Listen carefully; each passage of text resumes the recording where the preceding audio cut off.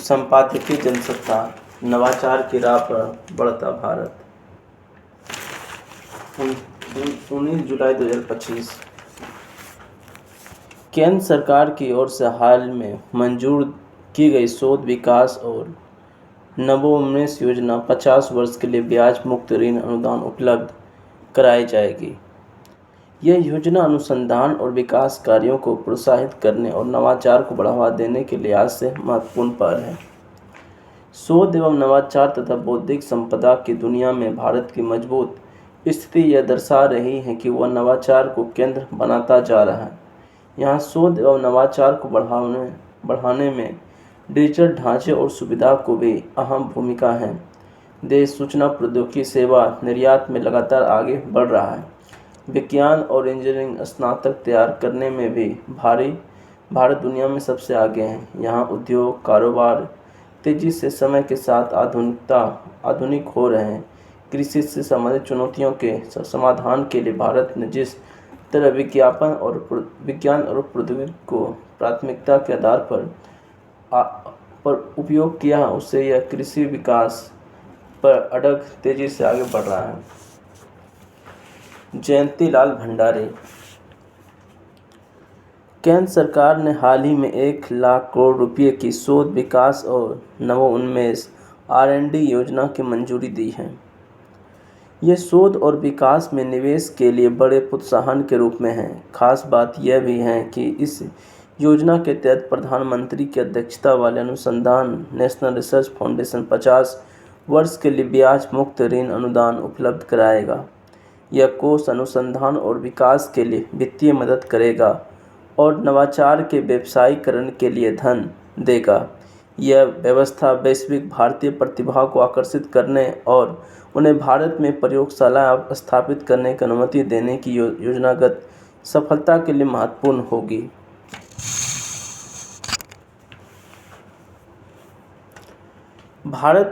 भारत में सरकार और निजी क्षेत्र का शोध और विकास में लंबे समय से चिंता का विषय रहा है। अभी भारत के सकल घरेलू उत्पाद GDP में शोध और विकास की हिस्सेदारी करीब 0.70% है। यह हिस्सेदारी अमेरिका, जापान और चीन जैसे देशों से 2 से 5% हिस्सेदारी के मुकाबले बहुत कम। शोध ही देश के तेज विकास के लिए भी अपर्याप्त है। साथ ही देश के लिए तेज विकास के लिए भी अपर्याप्त है। इस योजना से शोध रणनीतिक और उभरते क्षेत्रों की आवश्यकता जोखिम पूंजी प्राप्त होगी। योजना का दायरा ऊर्जा क्षेत्र से लेकर क्वांटम कंप्यूटिंग, रोबोटिक्स, जैव प्रौद्योगिकी और कृत्रिम मेघा AI तक होगा। पिछले साल जुलाई के बजट में इस योजना की घोषणा की गई थी। अब R&D में निजी क्षेत्र के निवेश को बढ़ावा देने के वास्ते कम या शून्य ब्याज दर पर लंबी अवधि के लिए धनराशि प्राप्त करने की सुविधा मुहैया करानी होगी। देश में शोध और अनुसंधान पर कंपनियों का अंशदान अमेरिका, जापान, चीन और यूरोपीय यूनियन की तुलना में बहुत कम है। ऐसे में निजी क्षेत्र में न केवल शोध बल्कि विकास एवं नवाचार चरणों को भी आगे बढ़ाने की आवश्यकता है, जो वैज्ञानिक संभावनाओं को बाजार के लिए तैयार नए समाधान में बदल दे। उल्लेखनीय है कि विश्व बौद्धिक संपदा संगठन द्वारा प्रकाशित ग्लोबल इनोवेशन इंडेक्स 2024 की रैंकिंग में 123 अर्थव्यवस्थाओं भारत का 39वां स्थान हासिल किया है। यह कोई छोटी बात नहीं। जो भारत वर्ष 2025 में 81वें स्थान पर था, अब वह 2015 में 81वें स्थान पर था, अब वह 39वें स्थान पर पहुंच गया है।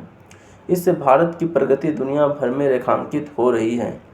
GII 2024 के तहत भारत निम्न मध्यम आय वाली अर्थव्यवस्थाओं में पहले स्थान पर है। भारत मध्य एवं दक्षिण एशिया की 10 अर्थव्यवस्थाओं में पहले स्थान पर है, जबकि विज्ञान एवं प्रौद्योगिकी R&D S&DT समूह में चौथे स्थान पर है।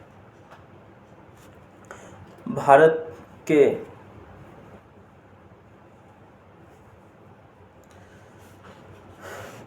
के प्रमुख शहर मुंबई, दिल्ली, बेंगलुरु, चेन्नई दुनिया के शीर्ष 100 विज्ञान एवं प्रौद्योगिकी समूह में सूचीबद्ध हैं। भारत अमूर्त संपत्ति तीव्रता वैश्विक स्तर पर 7वें स्थान पर। यह हम बौद्धिक संपदा, शोध एवं नवाचार से जुड़े अन्य वैश्विक संगठनों की रपट को भी देखें तो पाते हैं कि भारत इस क्षेत्र में लगातार आगे बढ़ रहा है। अमेरिका उद्योग मंडल यूएस चैम्बर ऑफ कॉमर्स के ग्लोबल इनोवेशन पॉलिसी सेंटर द्वारा जारी वैश्विक संपदा आईपी सूचकांक 2024 में भारत दुनिया की 55वें प्रमुख अर्थव्यवस्थाओं में 42वें स्थान पर है। निस्संदेह शोध और नवाचार तथा बौद्धिक संपदा की दुनिया में भारत की मजबूत स्थिति यह दर्शा रही है कि वह नवाचार का केंद्र बनता जा रहा है। भारत में शोध और नवाचार को बढ़ाने में डिजिटल ढांचे और सुविधा की भी अहम भूमिका है। देश सूचना प्रौद्योगिकी सेवा निर्यात में लगातार आगे बढ़ रहा है। विज्ञान और इंजीनियरिंग स्नातक तैयार करने में भारत दुनिया में सबसे आगे है। यह उद्योग कारोबार तेजी से समय के साथ आधुनिक हो रहे हैं। कृषि से संबंधित चुनौतियों के समाधान के लिए भारत ने जिस तरह विज्ञान और प्रौद्योगिकी प्राथमिकता के आधार पर उपयोग किया, उससे वह कृषि विकास की डगर पर तेजी से आगे बढ़ रहा है। शोध एवं नवाचार के मद्देनजर निश्चित रूप से भारत में कारोबारी विशेषज्ञता, रचनात्मकता और संचालन से जुड़ी स्थिरता जैसे विविध क्षेत्रों में अच्छे सुधार किए हैं। साथ ही देश के घरेलू कारोबार में सरलता, विदेशी निवेश जैसे मानकों में भी बड़ा सुधार दिखाई दिया है। यह बात महत्वपूर्ण है कि बौद्धिक संपदा और शोध एवं नवाचार के बहुआयामी लाभ होते हैं।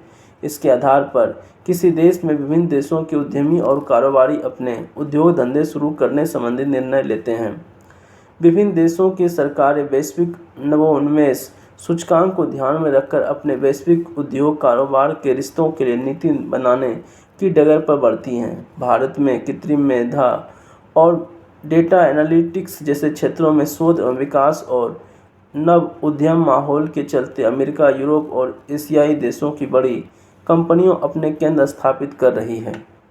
भारत में ख्याति प्राप्त वैश्विक वित्त एवं वाणिज्य कंपनियां अपने कदम तेजी से आगे बढ़ा रही हैं। पूरी दुनिया में मेड इन इंडिया और ब्रांड इंडिया की चमकती पहचान बन रही है। इससे भारत में प्रतिस्पर्धा का स्तर बढ़ रहा है, रोजगार के सुनहरे मौके सृजित हो रहे हैं। इतना ही नहीं, शोध एवं नवाचार बढ़ने से देश में लगातार प्रत्यक्ष विदेशी निवेश एफडीआई में वृद्धि हो रही है। भारत की विदेशी मुद्रा भंडार जून 2025 में $697 अरब से अधिक की ऊंचाई पर पहुंच गया है। इसमें कोई दो मत नहीं कि भारत बौद्धिक संपदा, शोध एवं नवाचार की अहमियत को समझते हुए इस क्षेत्र को प्राथमिकता देती दिखाई दे रही है। यद्यपि भारत के विकास में बौद्धिक संपदा, शोध एवं नवाचार से जुड़ी 3 आधारों की बढ़ती भूमिका दिखाई दे रही है, लेकिन इन आधारों से विकास की ऊंचाई देने के लिए इस क्षेत्र में सरकार और निजी क्षेत्र का परिव्यय बढ़ाना होगा।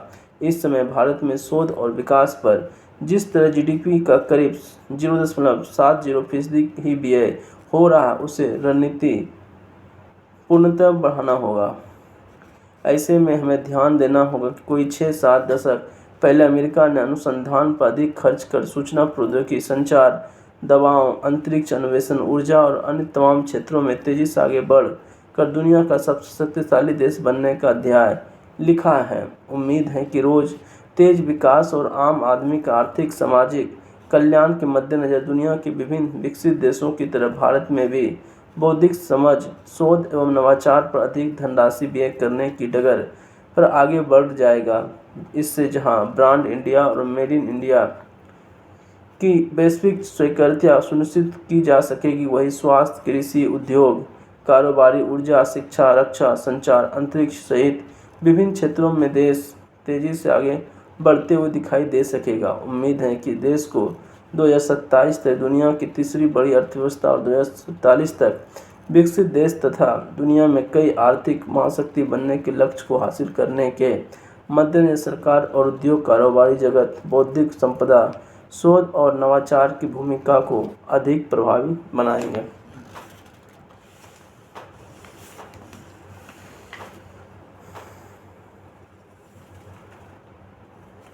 नाजुक दौर के दायरे विप्रम नाजुक दौर के दायरे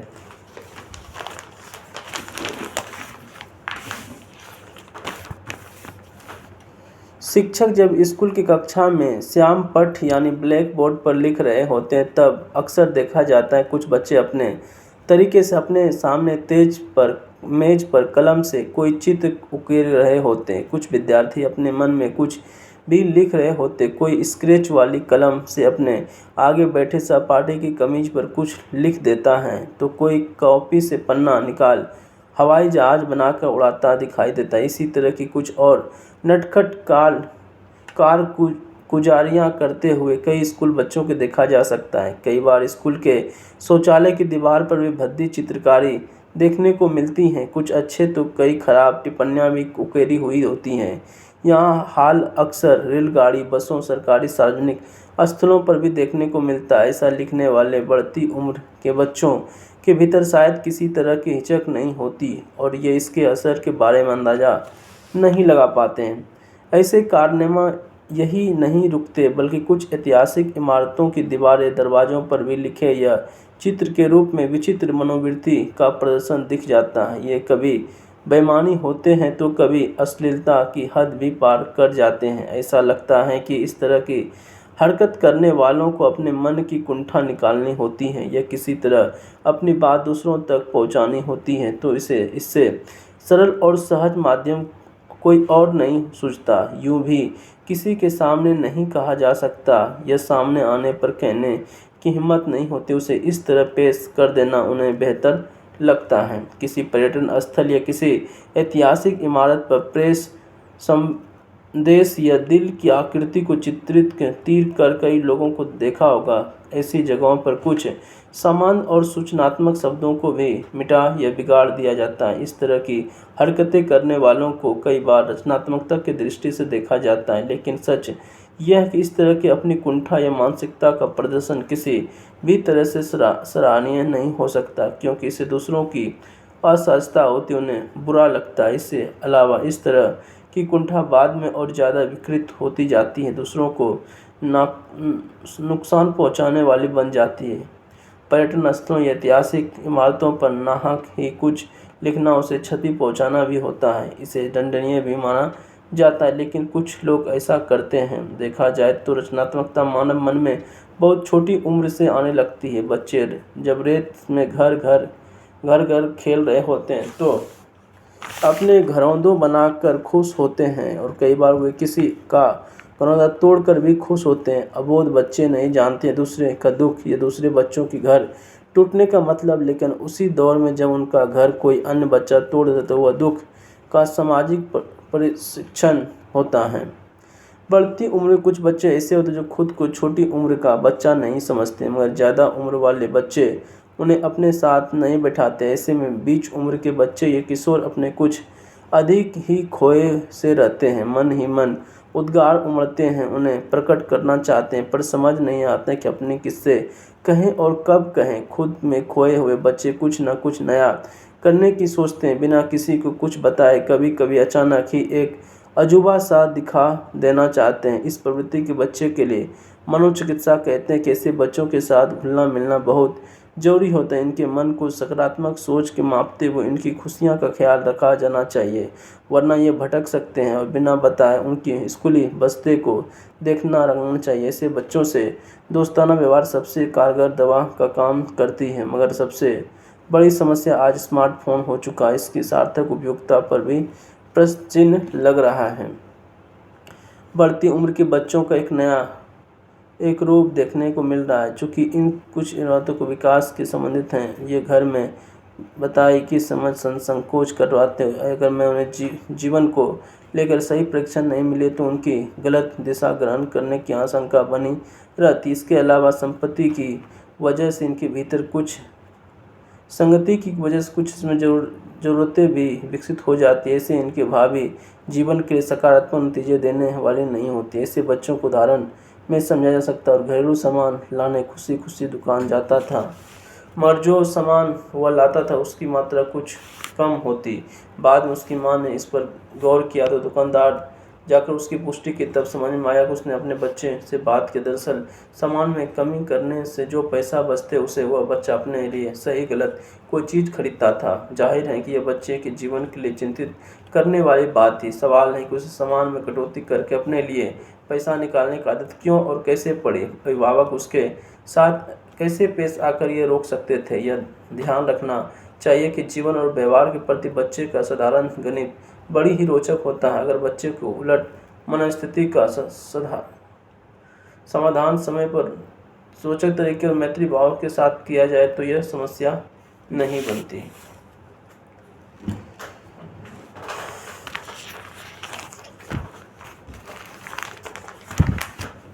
स्पष्ट संदेश। इसमें कोई दो राय नहीं कि रूस और यूक्रेन के बीच जारी युद्ध को खत्म करने के लिए सभी जरूरी विकल्प पर काम होनी चाहिए और ख़ास तौर पर वैसे देशों को अपनी भूमिका निर्वहन करने चाहिए जो इसमें अपना कुछ प्रभाव है। संभव है अमेरिका भी रूस यूक्रेन युद्ध का अंत चाहता है, मगर जिन देशों ने इस युद्ध को खत्म करने के लिए कुछ करने की उम्मीद की जा रही है वह क्या ध्वंस या धमकी के जरिए ऐसा करना मुमकिन है। पिछले कुछ समय में अमेरिका के राष्ट्रपति डोनाल्ड ट्रंप ने अपनी सुविधा के मुताबिक हित में कई देशों को शुल्क लगाने और बढ़ाने के विकल्प को एक हथियार के तौर पर इस्तेमाल करना शुरू कर दिया है।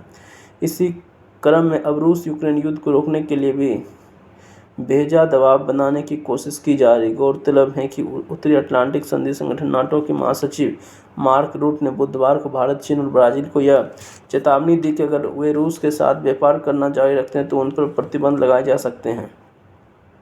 इससे पहले ट्रंप ने भी कहा कि अगर वो यूक्रेन को लेकर जल्दी ही शांति समझौता नहीं किया गया तो रूस से सामान खरीदने वाले देशों पर 100% तक शुल्क लगाया जाएगा। जाहिर है कि बहुध्रुवीय विश्व में अन्य देशों को अपनी सुविधा और नीतियों के मुताबिक फैसला लेने की आज़ादी और संप्रभुत्व पर डाले जाने वाले एक दबाव है, जिसकी दिशा अमेरिका की इच्छा के खिलाफ से संचालित करने की कोशिश की जा रही है। इसलिए भारत ने स्वाभाविक है कि प्रतिबंध लगाने की धमकी के खिलाफ सख्त प्रतिक्रिया दी। भारत ने गुरुवार को इस मामले दोहरे मापदंड की प्रति आगाह किया और इसे जोड़कर कहा कि रूस से उसकी ऊर्जा खरीद राष्ट्रीय हित की बाजार की गतिशीलता पर आधारित। दरअसल दिसंबर 2022 में जब रूसी तेल पर प्रतिबंध लगाया गया तब यूरोपीय संघ और अमेरिका ने यह उम्मीद की थी कि इस पाबंदी से रूस की अर्थव्यवस्था पर गंभीर असर पड़ेगा और उसे यूक्रेन के साथ युद्ध को खत्म करने के लिए मजबूर किया जा सकेगा, मगर तब रूस ने भारत और चीन की तेल खरीद जारी रखी और यही वजह है कि प्रतिबंध ज़्यादा कारगर साबित नहीं हुआ। सवाल यह है कि अगर नाटो और अमेरिका अन्य देशों के नीतिगत मामले में इस तरह पर जाकर दखल देना चाहते हैं तो क्या यह प्रत्यक्ष रूप से दोहरे मापदंड नहीं होगा। राष्ट्रपति बनने के साथ ट्रंप ने रूस और यूक्रेन के बीच युद्ध की खत्म करने के बढ़ चढ़कर दावे किए थे, मगर अब यह साफ है कि इस दिशा में ट्रंप की कोशिशों का कोई असर नहीं हुआ। उल्टे अमेरिका यूक्रेन को हथियार मुहैया करा रहा है। अब नाटो भारत, चीन और ब्राज़ील से रूस के राष्ट्रपति को फ़ोन करके शांति वार्ता के लिए गंभीर होने को कह रहा है। इसके क्या मायने हैं।